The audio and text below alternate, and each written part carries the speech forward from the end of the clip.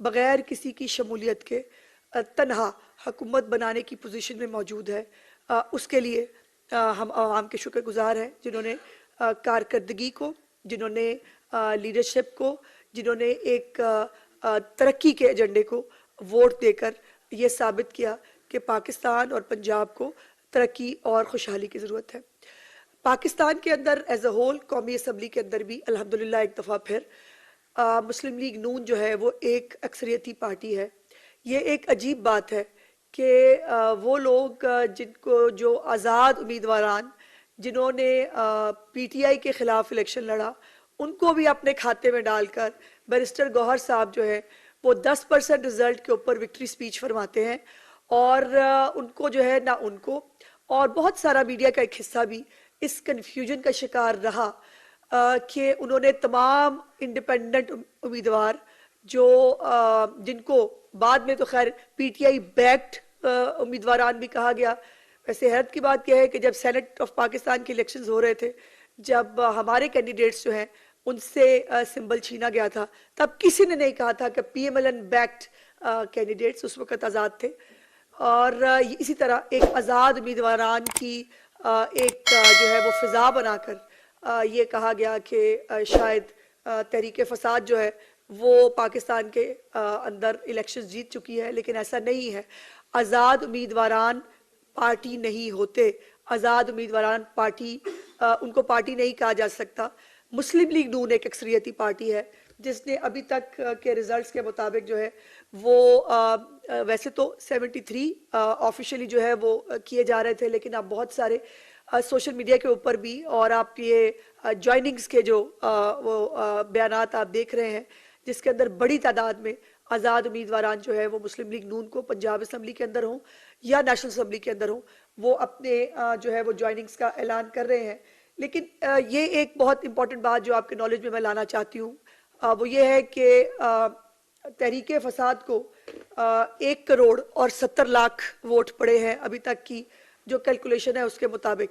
और जो वो कहते हैं कि पूरी कौम उनके साथ निकल आई है, पूरी कौम ने उनको मैंडेट दे दिया है। दूसरी तरफ 4.5 करोड़ तहरीक फसाद के खिलाफ पड़ा है, यानी वो 4.5 करोड़ लोग जो मेजॉरिटी हैं 1 करोड़ 70 लाख के ऊपर, उनके मैंडेट को तस्लीम नहीं किया जा रहा। ये अजीब बात है कि राना सनाउल्लाह साहब के हल्के के अंदर जहां वो हार जाते हैं वहां फेयर इलेक्शन हुआ है, लेकिन जहां यास्मीन राशिद साहबा हार जाती हैं वहां जो है वो धांधली हो गई है। साद रफीक साहब के हल्के के अंदर जो है वो फेयर इलेक्शन हुआ है, लेकिन जिन जिन इलाकों के अंदर जो है ये लोग हार गए हैं वहां पर धांधली हो गई है। यही ड्रामा और यही स्क्रिप्ट आपको 2018 के अंदर भी नजर आया था। उस वक्त भी सिर्फ खैबर पख्तूनख्वा के अंदर जो है 2013 के अंदर भी सिर्फ खैबर पख्तूनख्वा में जो है वो साफ शफाफ इलेक्शन हुए थे। बाकी पूरे मुल्क में धरना लेकर जो है वो एक शख्स निकल आया था जिसने उसके ऊपर पार्लियामेंट के ऊपर भी चढ़ दौड़ा था। सिविल नाफरमानी और ये तमाम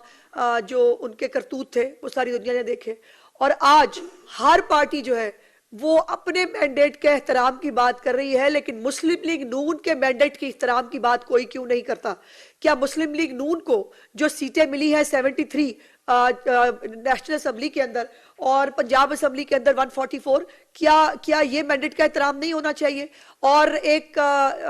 ये भी तमाशा आपने देखा, इलेक्शन से एक रोज पहले मुख्तलिफ ऑडियोज और वीडियोज की शक्ल में ये सबूत सामने आ रहे थे, जिसके अंदर इनके व्हाट्सएप ग्रुप के अंदर कहा जा रहा था कि आप जाली आपने जो फॉर्म 45 है उसके ऊपर अगर आप जीत जाए तो आपने सही साइन करके आने हैं, वरना आपने कुग्गी मार के आ जाना है, ताकि हम उसके ऊपर ड्रामा क्रिएट कर सके। और इसी तरह जाली फॉर्म 47 सारी रात सोशल मीडिया के ऊपर जो है वो गर्दिश करते रहे और कहा जाता रहा हम जीत गए हैं। 10%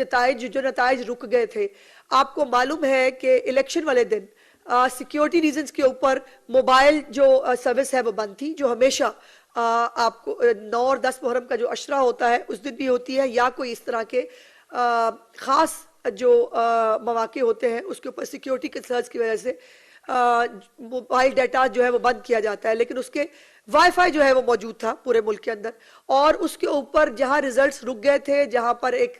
राब्ता नहीं हो पा रहा था इलेक्शन कमीशन का, वहां पर व्हाट्सएप ग्रुप चल रहे थे। और व्हाट्सएप ग्रुप किसके थे? पीटीआई के, और पीटीआई अपनी मर्जी के व्हाट्सएप ग्रुप्स के जरिए जो है वो आई डोंट नो मीडिया को भी फीड कर रही थी, मुख्तलिफ तरह से वो एक स्प्रेड करने की कोशिश कर रही थी कि अपनी मर्जी के रिजल्ट्स जो है हम यहाँ भी जीत गए, हम वहाँ भी जीत गए। और जब रिजल्ट्स जो है जब पूरे 100% रिजल्ट्स आए और उसके आने के बाद जब इनके उम्मीदवारान हारे तो उसके ऊपर इन्होंने धांधली का शोर मचा दिया, बिकॉज कोई ऑप्शन नहीं बचा था और ये तैयारी पहले से की जा चुकी थी। मुस्लिम लीग नून एक जिम्मेदार पार्टी है, हम झूठे प्रोपेगेंडा के ऊपर, हम झूठ और फसाद के ऊपर बिलीव नहीं करते। मियां नवाज शरीफ साहब जो है वो भी यहाँ पर मॉडल टाउन के अंदर मौजूद थे जब रिजल्ट्स जो है वो शुरू हुए, लेकिन जब रिजल्ट्स रुक गए, और आपको ये बात मालूम होनी चाहिए कि बहुत देर रात तक बल्कि अर्ली मॉर्निंग जो है वो रिजल्ट्स आने शुरू हुए और उसके बाद ये फैसला किया गया कि रिजल्ट्स जो है वो रायवन जाकर देखे जाएंगे। उसको भी एक जो है वो मीडिया की खबर बनाया गया, उसको भी ये कहा गया कि जी मियां साहब जो है वो वापस चले गए हैं और पीएमएलएन हार गई है। अब मैं उन तमाम लोगों से मैं बड़ी मुद्दबाना मैं पूछना चाहती हूँ कि अब 100% रिजल्ट्स आने के बाद जो एक फिजा बनाई गई, बैरिस्टर गौहर साहब के शादियाने जो है वो बजाए गए मीडिया के ऊपर, उनको मुबारकबादें दी गई 10% रिजल्ट के ऊपर कि आप जीत गए हैं, और ये कहा गया कि मुस्लिम लीग हार गई है। इन तमाम रिजल्ट्स के आने के बाद अब क्या और ये भी बड़ी मेहरबानी है कि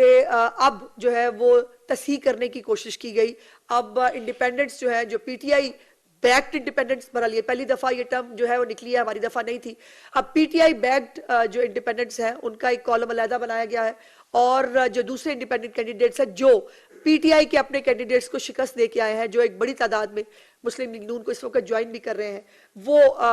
इस वक्त जो है उनको अलहदा बड़ी मेहरबानी की है कि उनको सेग्रीगेट किया गया है। अब इसके अंदर जो इम्पोर्टेंट चीज़ है वो ये है कि जो जहाँ जहाँ ये हार गए हैं वहाँ वहाँ एक नया